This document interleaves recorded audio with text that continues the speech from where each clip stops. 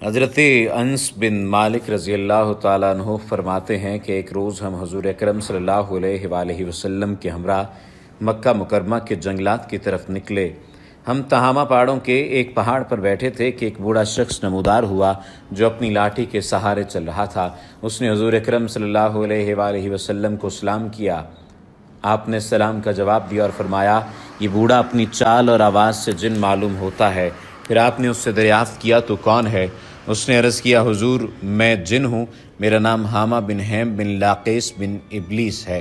حضور اکرم صلی اللہ علیہ وآلہ وسلم نے فرمایا کہ میں تیرے اور شیطان کے درمیان صرف 2 پشتوں کا فاصلہ دیکھ رہا ہوں، تیری عمر کتنی ہے؟ اس نے کہا، یا رسول اللہ صلی اللہ علیہ وآلہ وسلم، جتنی عمر دنیا کی ہے اتنی ہی میری عمر ہے یا اس سے کچھ کم۔ اس کے بعد رسول اللہ صلی اللہ علیہ وآلہ وسلم سے کیا گفتگو ہوئی، آج کی اس ویڈیو میں اس پر روشنی ڈالی جائے گی اور ساتھ ہی ساتھ شیطان کے 5 اہم ساتھیوں کے بارے میں بھی آپ کو آگاہ کیا جائے۔ ساتھ ہی ساتھ اس بات کو بھی یقینی بنائیے کہ اگر آپ نے ابھی تک رسول اللہ صلی اللہ علیہ وآلہ وسلم کی ذات اقدس پر درود شریف کا ہدیہ پیش نہیں کیا تو آپ بھی درود پاک پڑھ لیجئے۔ اللہم صلی علی محمد النبی الامی وعلی آلہ وبارک وسلم تسلیما۔ اللہم صلی علی محمد النبی الامی وعلی آلہ وبارک وسلم تسلیما۔ اللہم صلی وسلم علی النبی الطاہر۔ ابلیس کون ہے؟ یہ ایک عمومی سوال پوچھا جاتا ہے۔ ابلیس کا اصلی نام عزازیل ہے۔ ابلیس کی کنیت ابو قیطر یعنی تکبر کا باپ ہے۔ ابلیس کے لفظی معنی انتہائی مایوس کے ہیں۔ اصطلاحاً یہ اس جن کا نام ہے جس نے اللہ کے حکم کی نافرمانی کر کے آدم علیہ السلام اور نبی آدم علیہ السلام کے لیے مطیع و مسخر ہونے سے انکار کر دیا تھا۔ ابلیس کو انسان پر کوئی اختیار حاصل نہیں کہ وہ زبردستی اسے کھینچ کر اپنی راہ پر لے جائے، وہ صرف بہلانے پھسلانے سے کام لے سکتا ہے۔ شیطان کے 5 اہم ساتھی ہیں جن کے نام اگر بتائے جائیں تو سب سے پہلا اور اہم نام صبر ہے۔ اس کے اختیار میں مصیبتوں کا کاروبار ہے جس میں لوگ ہائے واویلا کرتے ہیں اور گریبان پھاڑتے اور منہ پر تماچے مارتے ہیں اور جاہلیت کے نعرے لگاتے ہیں۔ دوسرا اس کا ساتھی عور ہے، یہ لوگوں کو بدی کا مرتکب کرتا ہے اور اسے ان پر اچھا اور پسندیدہ کر کے دکھاتا ہے۔ تیسرا شخص مسوت ہے، شخص سے مراد تیسرا شیطان جو اس کا ساتھی ہے، عام ساتھی ہے، وہ مسوت ہے۔ یہ کذب اور دروغ پر معمور ہے جسے لوگ کان لگا کر سنیں۔ یہ انسانوں کی شکل میں آ کر ان سے ملتا ہے اور انہیں فساد برپا کرنے کی جھوٹی خبریں سناتا ہے۔ چوتھا شیطان کا ساتھی داسم ہے، یہ آدمی کے ساتھ گھر میں داخل ہوتا ہے اور گھر والوں کے عیب دکھاتا ہے اور ان پر غضب کرتا ہے۔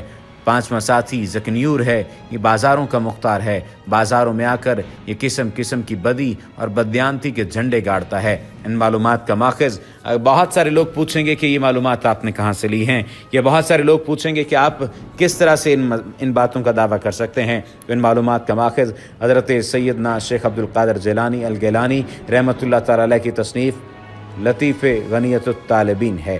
اب اگر ذکر کیا جائے اس ملاقات کا اور اس ملاقات کی گفتگو کا ذکر کرتے ہوئے اس کے بعد جو شیطانی وسوسے ہیں کیوں آتے ہیں، کس طرح سے ان سے بچا جاتا ہے، اس پر روشنی ڈالیں گے۔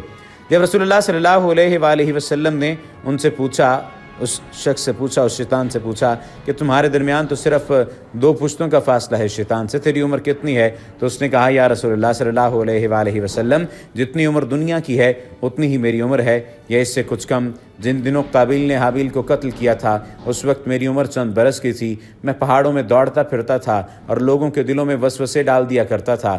حضور اکرم صلی اللہ علیہ وآلہ وسلم نے فرمایا، یہ تو بہت برا عمل تھا۔ اس جن نے حضور اکرم صلی اللہ علیہ وآلہ وسلم سے کہا، مجھے ملامت نہ فرمائیے کیونکہ میں ان لوگوں میں سے ہوں جو حضرت نوح علیہ السلام پر ایمان لائے تھے اور توبہ کر لی تھی اور دعوت دین کے کام میں ان کے ساتھ تعاون کیا تھا اور انہیں راضی کر لیا تھا۔ اس کے بعد وہ جن اتنا رویا کہ ہم بھی رونے لگے۔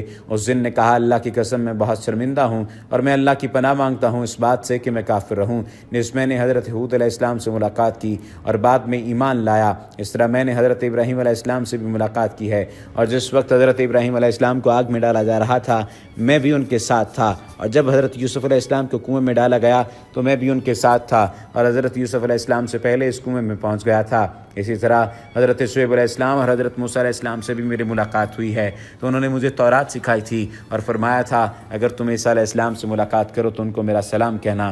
جب میری ملاقات حضرت عیسیٰ علیہ السلام سے ہوئی تو میں نے موسیٰ علیہ السلام کا سلام ان تک پہنچایا۔ حضرت عیسیٰ علیہ السلام سے ملاقات کے وقت انہوں نے مجھ سے فرمایا تھا کہ اگر تیری ملاقات محمد رسول اللہ صلی اللہ علیہ وآلہ وسلم سے ہو تو ان کی خدمت میں میرا سلام عرض کر دینا۔ چنانچہ میں اس امانت سے سبق دوش ہونے کے لیے آپ کی خدمت میں حاضر ہوا ہوں اور حضرت عیسیٰ علیہ السلام کا سلام آپ کی خدمت میں پیش کرتا ہوں اور آپ صلی اللہ علیہ وآلہ وسلم پر ایمان لاتا ہوں۔ حضور اکرم صلی اللہ علیہ وآلہ وسلم نے جب یہ پیغام سنا تو آپ کے آنسو آ گئے۔ آپ نے فرمایا عیسیٰ علیہ السلام پر سلام ہو اور اے حامہ امانت پہنچانے کی وجہ سے تجھ پر بھی سلام ہو، تیری حاجت کیا ہے اے حامہ؟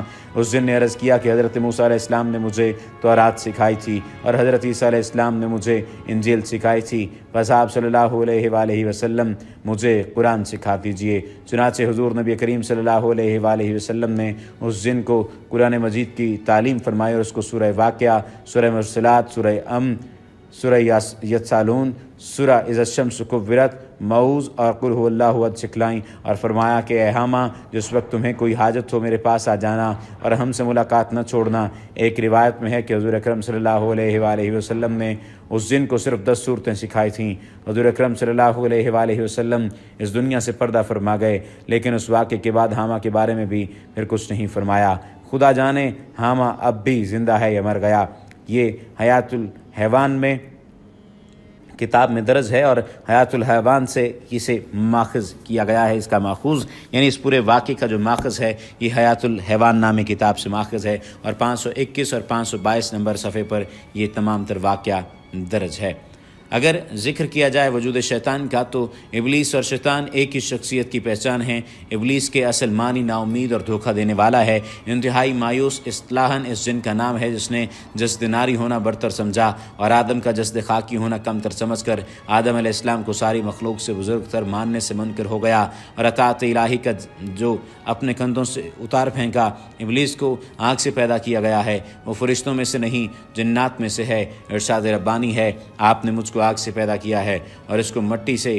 یاد کرو جب ہم نے فرشتوں سے کہا کہ آدم کو سجدہ کرو تو انہوں نے سجدہ کیا، مگر ابلیس نے نہ کیا، وہ جنات میں سے تھا، اس لیے اپنے رب کے حکم کی اطاعت سے نکل گیا۔ فرشتہ تو پابند تقدیر ہے، اس کی فطرت میں اطاعت لکھی ہے، وہ بغاوت کر ہی نہیں سکتا، وہ اس اختیار مخلوق نہیں۔ فرمان الہی اللہ جو حکم بھی ان کو دے وہ اس کی نافرمانی نہیں کرتے اور وہی کرتے ہیں جو ان کو حکم دیا جاتا ہے۔ اس کی فطری جبلت اطاعت الہی سے عبارت ہے۔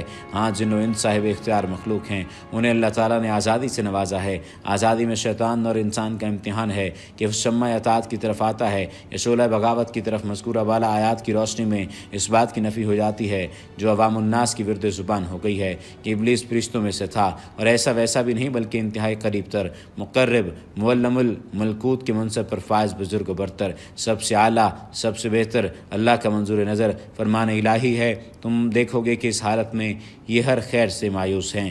اصل میں لفظ مبلسون مستعمل ہوا ہے جس کا ترجمہ محض مایوس کرنے سے لفظ خود مایوس ہو کر تنگی دامہ کی شکایت کرتا نظر آتا ہے۔ حق تو یہ ہے کہ کہ لفظ ادا نہ ہوا۔ بلس اور ابلاس کے الفاظ معنی کے اعتبار سے بڑی وسعت کے حامل ہیں۔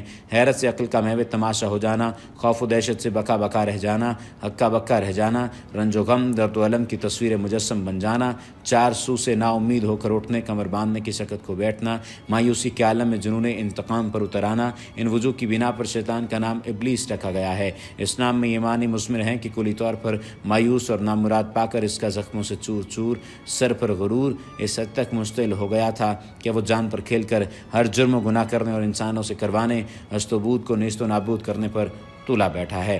شیطان کی وجہ تسمیہ سے متعلق عمومی طور پر 2 رائے ہیں۔ شتی اس کا ماخذ ہے جس کے معنی دور ہونے کے ہیں، چونکہ وہ خیر سے دور ہوتا ہے اس لیے اسے شیطان کہتے ہیں۔ یہ شیط سے ماخوذ ہے جس کے معنی جلنے کے ہیں، چونکہ اس کا تخلیقی مادہ آگ ہے اور کاتب تقدیر نے اس کی قسمت میں آگ لکھی ہے، اس لیے اس کو شیطان کہا گیا۔ امام احمد اور نسائی حضرت ابو ذر سے روایت نقل کرتے ہیں کہ میں نبی اکرم صلی اللہ علیہ وآلہ وسلم کی خدمت میں حاضر ہوا۔ آپ صلی اللہ علیہ وآلہ وسلم مسجد میں تشریف فرما تھے۔ فرمایا ابو ذر تم نے نماز پڑھی؟ میں نے عرض کیا نہیں پڑھی۔ فرمایا اٹھو اور نماز پڑھو، چنانچہ میں نے نماز پڑھی اور پھر آ کر بیٹھ گیا۔ حضور صلی اللہ علیہ وآلہ وسلم نے فرمایا اے ابو ذر، شیاطین جن اور شیاطین انس کے شر سے اللہ کی پناہ مانگو۔ میں نے عرض کیا یا رسول اللہ کیا انسانوں میں بھی شیطان ہوتے ہیں؟ فرمایا ہاں، باہر کے شیاطین ہی نہیں، انسان کے اندر اس کے اپنے نفس امارہ کا شیطان بھی اس کو بہکاتا ہے۔ یہی بات ہے جو قرآن میں فرمائی گئی ہے کہ اور ہم اس کے اپنے نفس سے ابھرنے والے وسوسوں کو جانتے ہیں۔ وسوسے اندازی کا کام ہر دو شیاطین کرتے ہیں جن کے اصل معنی پوشیدہ مخلوق کے ہیں، اور جن کو جن اسی بنا پر کہا جاتا ہے کہ وہ انسان کی آنکھ سے مخفی ہیں۔ فرمان الہی ہے وہ اور اس کے ساتھی تمہیں ایسی جگہ سے دیکھتے ہیں جہاں سے تمہیں انہیں دیکھ بھی نہیں سکتے۔ یہ سورۃ الاعراف کی آیت نمبر 27 کا ترجمہ ہے۔ اللہ تعالیٰ ہمیں شیطان سے، اس کے ورگلانے سے، اس کے بہکانے سے، اس کے نیکی سے ہٹانے سے اور بدی پر ابھارنے سے دور فرمائے۔ اللہ سبحانہ و تعالیٰ ہمیں اپنی حفاظت میں رکھے۔ وما علینا الا البلاغ المبین۔